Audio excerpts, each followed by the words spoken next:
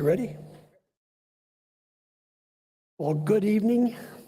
I'm going to try to do kind of three things at once. I never did one thing all the best I could, but I'm trying to do three things all at once. But this picture here is a picture of all the Calvary Chapel pastors in Russia right now. There are several more, but we just had a conference there in January and February when just before the Russians were crossing the border.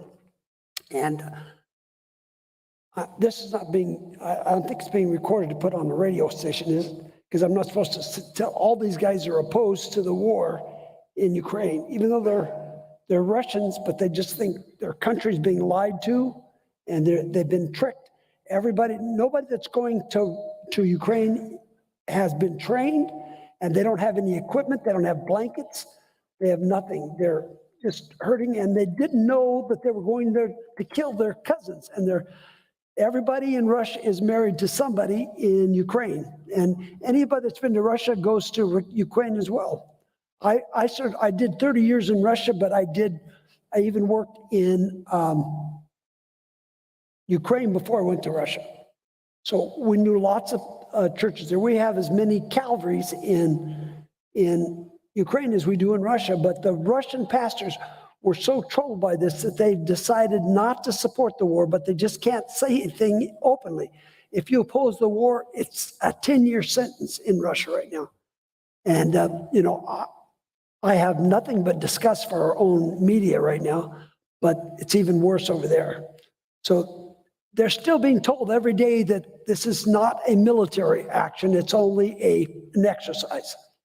They're not being told that they have to kill people when they get over there. And they're not being told that they're having to kill their husbands and wives because they're all married to Russians. The Ukrainians are married to Russians. So the reason I want to show this picture is they're asking me to get as many people as they can to pray for them, because it's pretty rough going right now. Now, there are little things you have to do to get money to Russia. And we've got some people that have figured out how to do it. So we get money to them, but they can't say they're getting money from America because that would be a big problem. But we still have different organizations that manage to get their money. And my first translator in Russia was actually a Ukrainian. And they're really troubled right now about this. And anyway, so I want to just mention that. You can take that slide down if you want.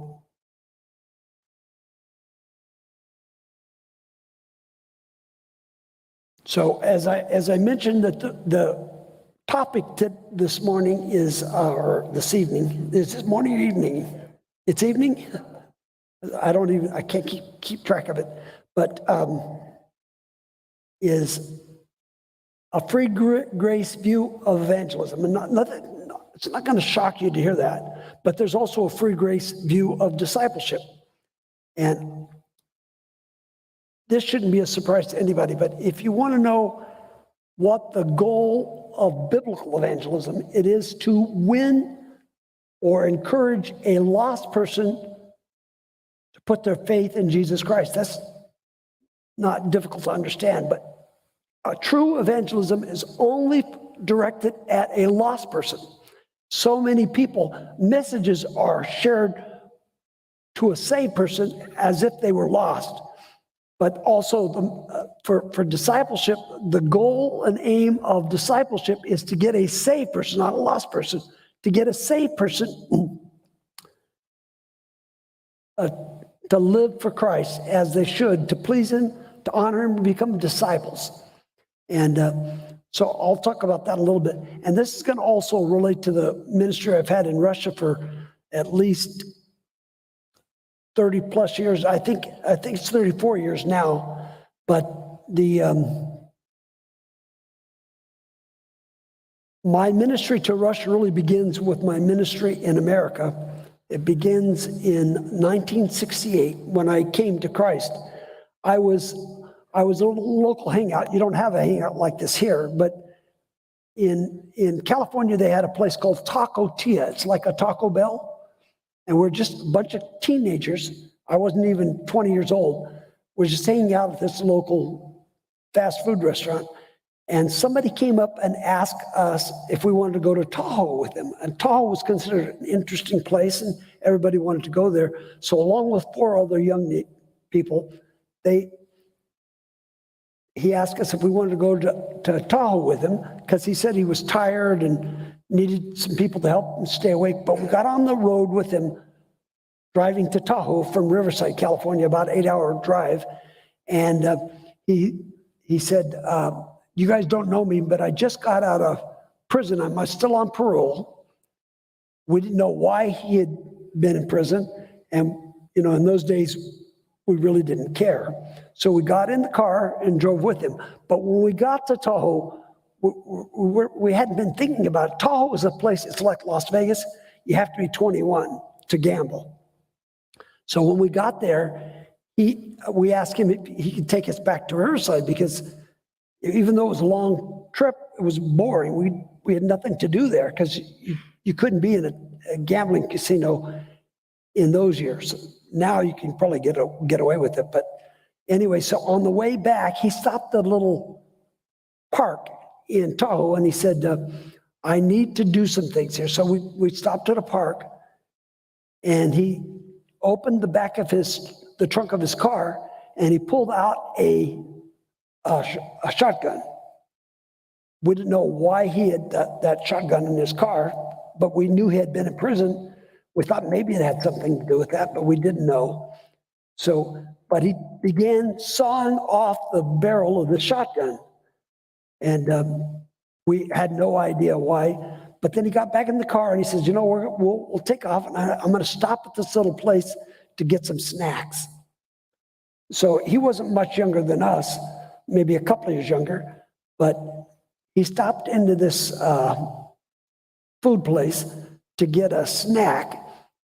But he said, George, would you sit here in the car with me? Because I was the only one old enough to have a driver's license, which I did. He said, just sit in this seat, because I want to go in and get some things. But about maybe 2 minutes later, he said, he didn't say anything. We just heard these sirens. All of a sudden, this place was surrounded by police officers, cops.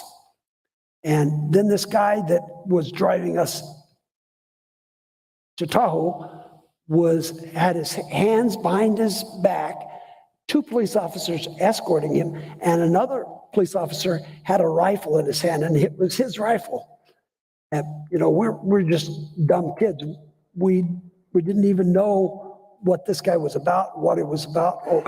To this day, I don't know what he was doing or what his plans were, but evidently he was committing a robbery at this liquor store. And we were like just a bunch of kids. We were really frightened. We saw a little truck stop right by this place we were stopping. And so, the other kids wanted just to get out of there because they could. And I was the oldest one. So I got out of the car. We started walking to this truck stop, and we found a ride to go back to Riverside. But, 4 dirty hippies into getting a ride is really hard. But this guy offered us a ride to go back to Riverside. And it took us forever. It seems like a short drive, but it took a long time to get there. But when we arrived in Riverside, there was this little town near Costa Mesa, California, that it took us forever to get there. But who's going to pick up another 4 kids? Been on the road for days. We're dirty. And all people would say to a bunch of kids on the road is get a haircut and get a job. And all we want to do is get a ride and get out. And so we didn't think we'd have any chance of getting a good ride. But this car pulled us over. A man named Keith Ridges was his name. And he was a missionary to China in those days. And then next to him was a guy named Chuck Smith. He was in the passenger seat. And then behind him in the car, he picked up 4 of us, but there were 3 of them in their car. And as the other guy that had picked up was in the car with him, his name was John Higgins, and he started something called Shiloh, which was the largest communal ministry in America at the time. We had more than 1 million people who claimed had come to Christ through this particular ministry. In fact, I'm still friends with this guy. His name is John Higgins. But anyway, so Chuck Smith introduced himself. He says, my name is Chuck Smith. I pastor a little church here in Costa Mesa, not far from us. Where are you kids wanting to go? We said, we're going to Riverside. And he said, well, we're going to Riverside, and we have a trunk full of food if you're hungry. And we were starving to death. He said, we'll have some of that food. You can go to this place. It was called the House of Miracles. It was a place for hippies in this commune where they were evangelizing and discipling people, trying to win them to Christ, and then if they won them to Christ, to disciple them. And so this guy was a real friendly guy. If everybody knew about Chuck, we didn't know anything about. I never met him. I went to a high school with, and I don't know if it's like that here, but I went to a high school with 3,000 kids at my high school, and I never met anybody that claimed to be a Christian, never once. And this guy had just a big smile, and he says, "Do you guys know anything about Christianity?" I thought he was a moron. I said, "What would you ask that stupid question? Do you know anything about Christianity?" He says, I'm a Christian pastor, but he says, we said, we're Americans. Of course we know about Christianity. So he says, but do you really know about him? And do you know what you have to do to become a Christian? And of course, we had never had that discussion. Again, like I said, I never met one person who ever said they were Christians. So he began telling us that, he says, if you want to become a Christian, all you have to do is put your faith in Jesus Christ. It's that simple. I was mind-boggled. I thought there were all kinds of things you have to do. You got to be holy and, live a certain kind of life. You can't smoke dope, which we all did. But he says, all you have to put your faith in Jesus Christ and you can become a Christian. He says, but once you become a Christian, there's something else you got to do, or you should do. And that is you need to be a disciple. You need to follow Christ. He said, he tried to make it sound so simple. He says, if you want to become a Christian, you just put your faith in Christ. If you want to follow Christ and become a disciple, now that's where the Christian life is all about.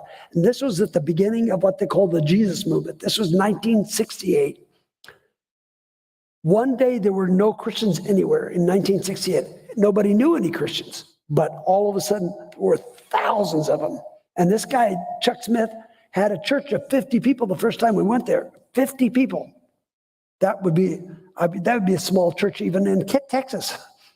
But a couple of years later, when we were going to that same church, there were 30,000 people on Sunday morning going to that same church. And he wasn't the most spectacular guy. He was a charismatic person from his early days, but he didn't like any of the stuff that went on in the Pentecostal movement. And so the hippies just loved him because he just talked like a normal person and he explained everything. So he was just telling people, if you put your faith in Christ, that makes you a Christian. But if you want to live for Christ, that makes you fruitful. You can make a difference for Christ if you follow him. So that was my beginning in ministry. And so we stayed, that same ministry they took us to in Riverside, called the House of Miracles. They had a young man in there. He was the so-called, in those days, nobody was called a pastor because they were all teenagers. They were called elders. Why that was better, I don't know. But if you were the leader of that house, you were called an elder. And so they needed somebody, and I was the oldest person anybody knew, and I wasn't even 21 yet.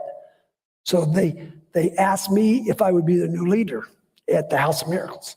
So I became a pastor at that particular church or that ministry in 1968. And then shortly after that, we hitchhiked everywhere in those days, just probably did that here too, but I went to this place called the House of Miracles in Santa Ana near Costa Mesa, where Chuck Smith was. And there was this beautiful young lady, absolutely gorgeous. And as a young Christian, I didn't know that wasn't the only thing that was important. So she was reading this big book called the Strong's Concordance. And in those days, they were about 40 or 50 pounds. And I asked her, I said, do you know what that book is about? And she goes, no, nobody's ever explained it to me. She says, well, that is a book with Greek and Hebrew words, and that explains the Bible. If you can read Greek and Hebrew, you'll know what it says. So she said, I don't understand this. I said, do you want me to tell you, explain it? She goes, of course I do. So, but she didn't know that I didn't know anything at all about Greek or Hebrew, but it was my way of coming on. It was better than saying, I'm a Sagittarius or you a Aries or something like that.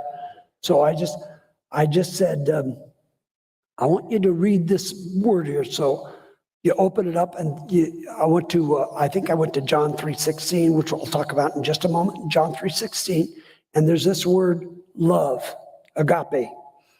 I said, there's 4 words in the Greek for the word love: agape, phileo, and there's one other one. Yeah. So anyway, so I was trying to explain to her, I was really trying to impress her, explain to her that I knew what I was talking about. So she seemed really appreciative, but these Christian houses we went to, we had as many as 100 or 150 people living in one big complex. And so I was the leader, and I needed help.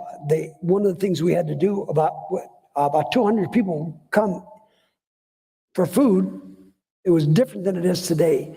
People were just traveling around, and they had no money, so they were coming for food. So I needed to find somebody to help me prepare meals. So this young lady, I didn't know anybody hardly, even in Calvary at that time. So I asked the other leaders of the other communal ministries, I said, do you know anybody here? And so they told me about this Debbie. So I had already met her and seen her. So they said, well, if you need her to help you, what will you give us? They said, I had 2 good friends that were assisting me in that ministry, my best friends. So I traded them for her. So if you give me her, and I'll let you have these guys, because they were really good guys. One of them is still a pastor. We're still good friends. This is 53 years ago. So anyway, she ended up coming to moving into this house ministry to cook food and the other things that the ladies knew what to do, the men didn't. So anyway, she said, once when she got there, I liked her the first time I saw her, but I was quickly falling head over heels for her. And she was very serious about Jesus Christ. She still is. And as the ladies will tell you, she's a really good and gifted speaker. And she does speak in a lot of places. It seems like every week somebody's asking her to go someplace, even in another country. And she's really good at what she does. So anyhow, because I was a pastor, and this ministry called House of Miracles became what is called Shiloh. And we started 150 different centers, but I had never even been out of California. But then we ended up, in our first couple of years of marriage, we lived in 22 places. We lived in Oregon, Washington, Arizona, Idaho, Colorado, Ohio. So we were everywhere. But what we were doing is discipling, or evangelizing and discipling. And so that leads me to the next issue. So we did that for a long time, and eventually came back to California. And then I don't know if you knew Bill Bright. Bill Bright owned a piece of property in Russia. Isn't that Campus Crusade? So he said, he went to Chuck, because he was a good friend of Chuck Smith's. He said, Chuck, I've been invited to Russia, but I can only evangelize. They won't let me start a church. Do you know anybody that was willing to start a church? And so Chuck knew that I had already been there over there with somebody called Brother Andrew, the God smuggler. So anyway, they said, if you really want to reach people for Christ, I know somebody that'll go over there and start a church. So we started a church in 1988, or we went to 1988, and then we went in 91 to start a brand new church in Moscow. But no one had ever done that before. As far as we knew, there were churches there. There were Baptist churches and Pentecostal churches, but there was nothing like a contemporary kind of church. So we went over there with a rock band. So they love rock music. So we would do these, and we'd go to Red Square, which is a famous place, and you could never go there to do music or evangelize or anything like that. But we took a rock band out there, and the guards at Red Square were so impressed, they let us stay. So we got to preach and teach. But by the time we left Moscow, which people would always ask, what do you say to a Russian? I say exactly what I do now. If you want to become a Christian, Russian or American, all you have to do is put your faith in Jesus Christ. And then once you put your faith in Jesus Christ, you got to follow him, or you should follow him. And so anyway, so we got to the airport right after the first couple of weeks, getting ready to go to America, and all the Russians that we had led to Christ showed up at the airport and were crying like babies, the ladies especially crying like babies. And men don't cry in Russia especially. But I said, why are you guys so sad? They said, because, well, you're leaving. We'll never see you again. I said, well, what makes you think that? And they said, well, why would anybody want to come back to Russia? So that's what they were really sad about. So I called my wife and I told her about it. She said, how'd it go? And I said, it went great, except for all these kids are really sad because they don't think we'll ever come back. And I said, well, what can we do about it? She said, well, just tell them not to worry. And I said, why should I tell them that? Just tell them not to worry. So when I got back to Oceanside, I tripped over the suitcases at my front doors. I said, Debbie, what are these suitcases? She says, that's for your next trip. We were only supposed to do one trip, but we did that for 30 years. And she fell in love with these kids because it's like a whole world which no one, evangelism sometimes is really tough because everybody has all these objections. But in those early days, nobody had any objections. They knew nothing about Christianity. They didn't know any reason why not to become a Christian. So we just tell them about what Christ did. And then we explain to them that if they just believe that he died for them on the cross and put their faith in him, they could be saved. So anyway, we did that for 30 years. And in fact, there were a lot of the guys that are here I met in Russia. I met Charlie and Kenny and Butch. So lots of guys over the years went with us. They were not even in Calvary. But I had earlier become a believer in free grace theology. One of my mentors was somebody by the name of Earl Rodmacher, a big-time free grace guy.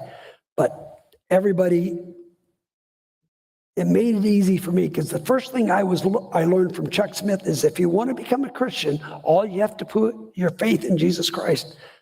And so in 1980, I read a book by Zane Hodges called The Gospel Under Siege. And then shortly after that, I read the book, The Hungry Inherit, and then I was totally hooked. But I was pastoring a Calvary chapel, but all the elders of this church were, who's the most famous Calvinist in California right now? MacArthur, that's right. So John MacArthur's, all of his elders were on my staff. And they asked me to sign this statement, which was a reform statement. But I refused. That's why we went back to California. And so Chuck said, if you're coming back to California, I love radio. I'm going to do a show. When we get there, you can host that show. It's called Scripturally Speaking. And again, so it was really about just the basic message of free grace, and it really worked in Russia just as it did here. The nice thing about Russia is that nobody knew anything, so there were no objections. So it wasn't like, the beach baptisms in California in those days that had 3,000 people baptized at one time. In Russia, we're lucky if we get one person a month that's baptized, because it's very slow and it's a little more dangerous to become a Christian, though it's not impossible. So anyway, that's what I did. That's what I did for many years. So anyway, so if you guys have any questions, I would love to answer them. And again,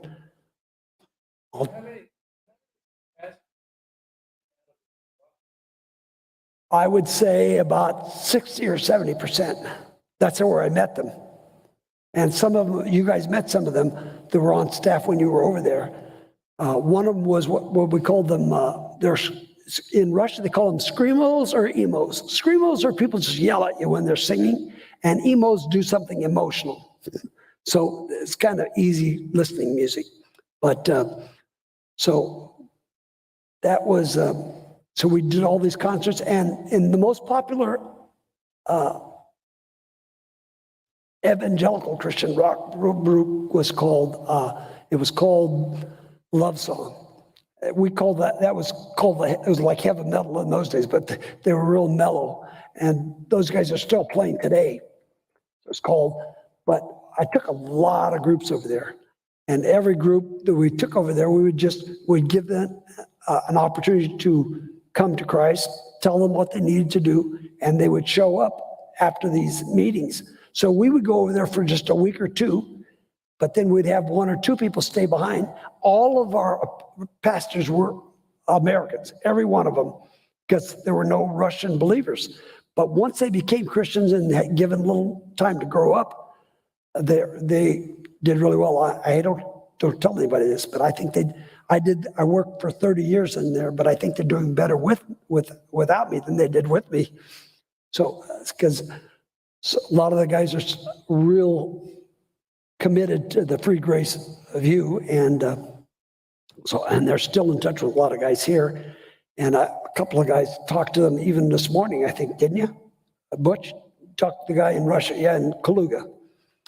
And I think the pastor of this church in Russia today, they travel all over the world themselves. And one of them is, he goes to Cuba, because Cuba, you don't need a passport to go to Cuba if you're a Russian.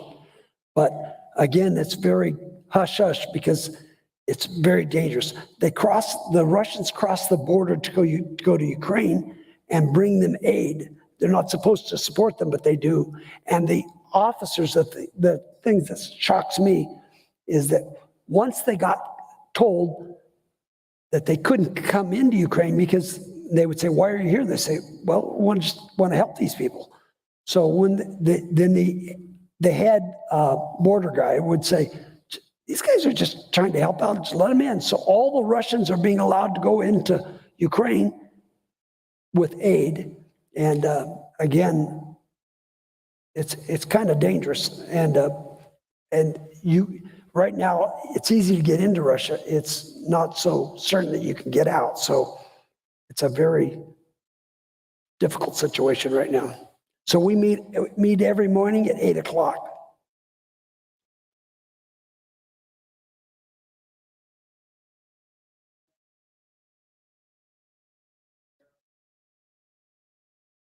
It was massive.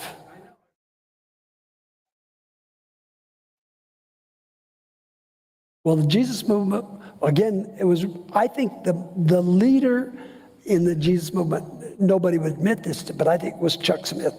He was just a very easygoing guy. He was from Foursquare Pentecostal, but he didn't like any of the hyper stuff. He just plain smoking and easy to listen to. Everybody that knew him liked him. In fact, he was friends with a lot of the guys at Dallas here, because everybody liked Chuck. I mean, who's not to like? The second president of Walford. Yeah, Walford liked him. There was a whole bunch of them. And the other guy from, I met him at Calvary, or not Calvary, but it was a Calvary conference, was Bill Bright. So once you get a church of 30,000 people, note that you're out there, and he became friends with a lot of people. And in fact, there are Calvaries all over the world right now, probably in at least 40 countries. And some of these guys are the largest church, the most popular Calvary right now. It's called Jack Hibbs. And people come from Texas every couple of weeks just to be at his church. He's not a great preacher, but he's a nice guy. And he's our governor, who is a super blue guy. He told the churches they have to shut down. You can't have a service. And he just said, go jump in the lake. You know, we didn't start the church because you asked it. This is something God did. So when God says you can't have meetings, we won't have meetings. But just the governor of California, what does he know? What do we care? So anyway, that's the biggest Calvary right now. He's a very political guy. In fact, I used to go to Russia all the time, but one day I was watching the news, and our former President Trump said he was going to be at one of the services in California, or he's going to be connected with it. And he became a leader in the pro-Trump movement. That's Jack Hibbs. So again, this church, the only Calvary that was that big in those days was Chuck's. But now with this guy, Jack Hibbs, he is I would say at least 40,000 on Sunday morning. And he's on tons of different, I see him on Newsmax. You guys sit in Newsmax here? So he's on Newsmax about every couple of weeks. Go ahead.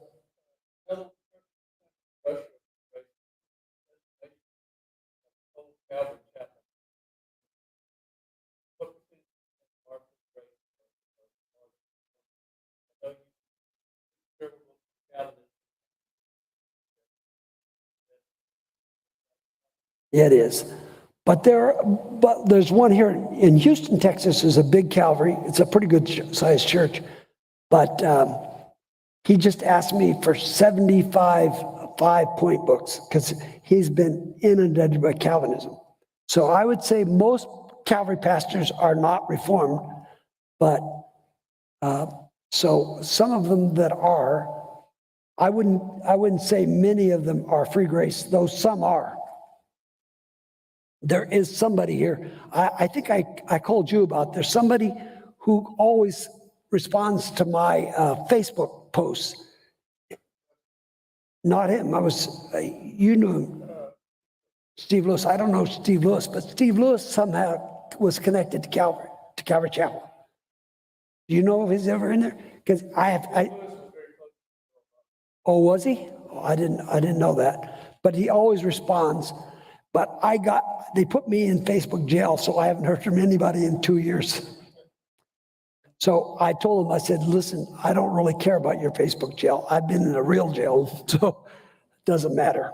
But anyway,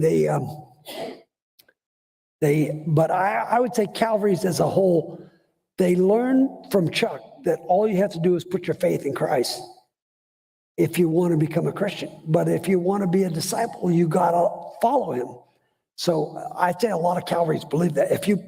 If I speak at a church about every 2 or 3 weeks, and I always have that same message, because that's when I think people it's not clear. They think that it's all complicated. It's not complicated. And I actually have two views of what it means to be a Christian. I say there is what do I call it? If you follow Christ and you're a disciple, that's a whole nother issue. Unfortunately, you would like everybody who receives Christ as their Savior to serve him as their Lord. But unfortunately, that's not true. But I think people, if they separate the two issues, if I ask an Calvary pastor, right, Calvary Chapel pastor right now, what do you need to become a Christian? They would say, put your faith in Christ. If I say, what do you need to do to become a disciple? You need to follow him. On those two issues, they're both right. And probably the best preacher in all of Calvary is a guy named, he's up in Modesto, California. It's a podunk little town. And, but one day I asked Chuck, I said, Chuck, who's your best preacher, favorite preacher? And he said, this guy up in Modesto was, and he really is a good preacher, but I just don't know what the details on his theology. Yes, sir.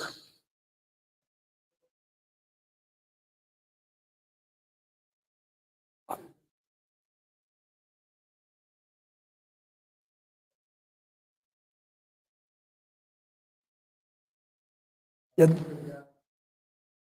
I don't know that at all, but I know that Greg Laurie just came out with a book. I hope it's good.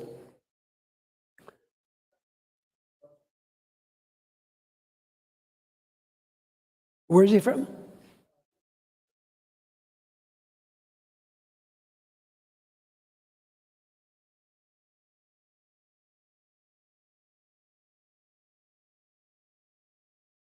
Yeah, I have not seen that. I'm writing a book now, but it's taking me forever to write it. The last book I wrote, seriously, was 400 pages.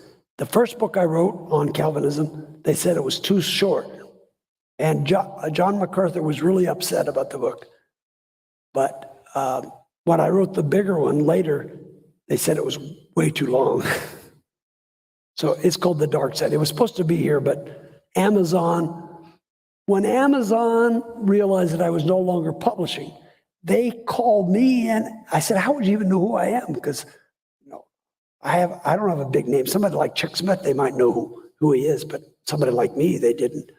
But they said, listen, why don't you let us publish or print your books?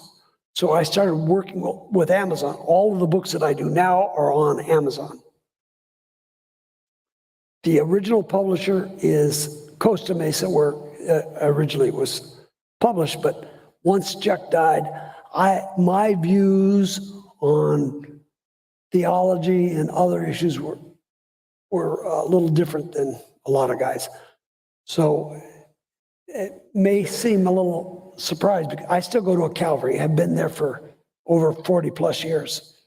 But Calvary, one of the big Calvaries, or one of the associations in Calvary, they gave me what we call the left foot of fellowship. They asked me to leave Calvary.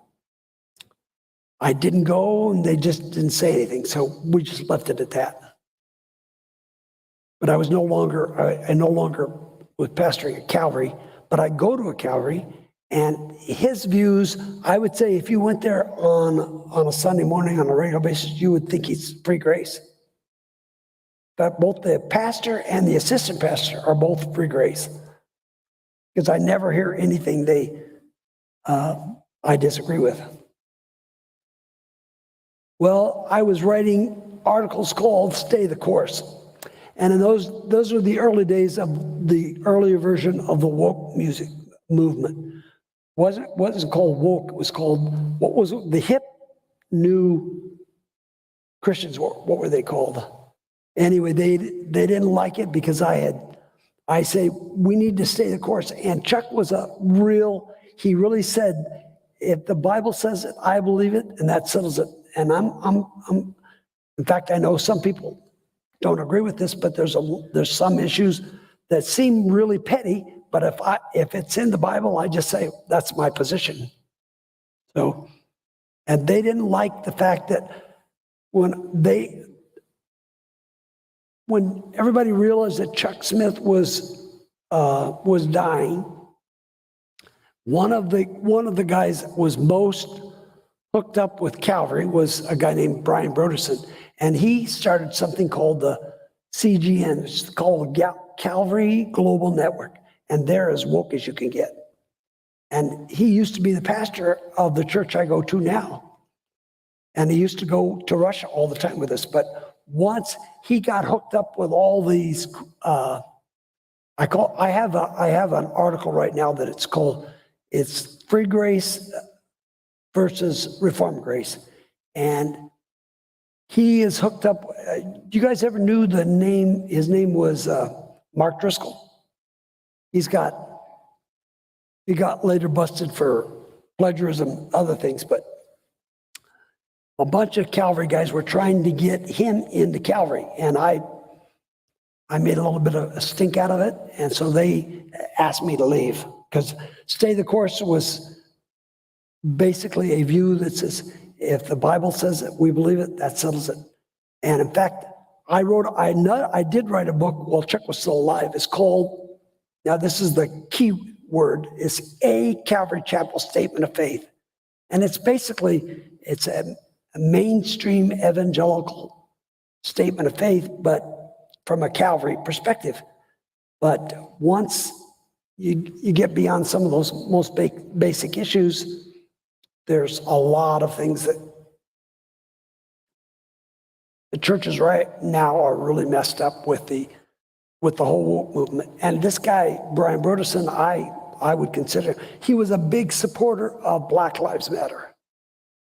If you can handle Black Lives Matter, you can handle being woke in Calvary.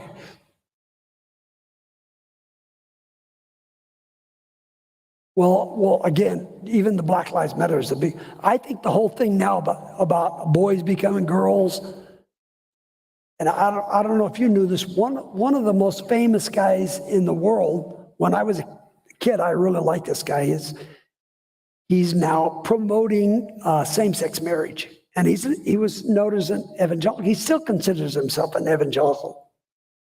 But he went way off the deep end. And some of the Calvary guys, they think, that it's always, they'll say, oh, who cares? Who cares if you're free grace or if you believe in lordship self? What's the difference? Obviously, there is a big difference, but they just want to poo-poo that whole issue. And again, the group, the CCA and the CGN, at one time they were one group, and when they were together, that's when they kicked me out. The guy that I think most responsible for getting rid of me was Brian Broderson, who I was probably closer to him than anybody else. But again, he was Chuck Smith's son-in-law.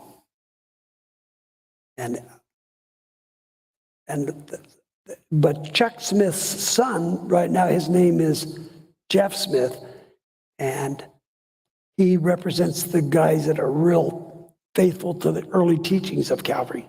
But Brian, I think he really, when he went to England, and I think he really liked the guy that started the Vineyards, John Wimber. Yeah, he was a big Wimber fan, but he's nothing like him. And I think he was hoping that when he came back to America, he would set Calvary Chapel free from these old antiquated views. But instead of becoming a church of 30,000 or less, maybe now on a Sunday, they have room for maybe 5,000 or 6,000. They have maybe 30 or 40 people showing up on Sunday morning. It's shocking. And I've had friends recently go there, and they were just amazed. Because if you knew Calvary in the 60s, it was just very much alive. Even if you didn't always agree with everything they said. Even John MacArthur loved Chuck Smith in the early days. He did a movie telling everybody why Calvary was such a... He used to sneak from his own church and go to Calvary Chapel on Sunday. That was John MacArthur. But so once Chuck died and the whole thing got really ugly, he went after Calvary. I'm done. Well, thank you guys for letting me share.